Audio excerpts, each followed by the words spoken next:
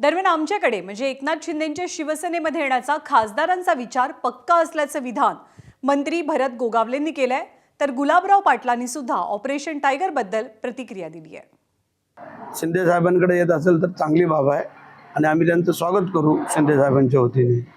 Operation टायगरचा धसका घेत आज उद्धव ठाकरेंनी या सर्व खासदारांना मातोश्रीवर बोलवले आणि तातडीची आता बैठक त्यांची या ठिकाणी आयोजित केली. बरोबर आहे, आता पक्ष नेतृत्व म्हणून त्यांची जबाबदारी आहे, त्यांनी ती मीटिंग घेतली असेल. परंतु मला वाटत नाही आता ते लोक ज्यांनी विचार केलेला आहे ते थांबतील, कारण पाणी डोक्याच्या वरनं बहुतेक गेलेलं आहे आणि काही दिवसामध्ये त्याचं आपल्याला पाहायला मिळेल की वस्तुस्थिती काय. ते आता त्यांनी मीटिंग घेऊ नये तर आणि काय करू, परंतु त्यांनी जो काही मनामध्ये विचार केला आहे तो नक्की केला आहे आणि पक्का केला आहे. त्यासाठी मला वाटतंय की ते साथी खासदार आता लवकरात लवकर शिंदे साहेबांच्या सानिध्यात येतील असं मला वाटतं.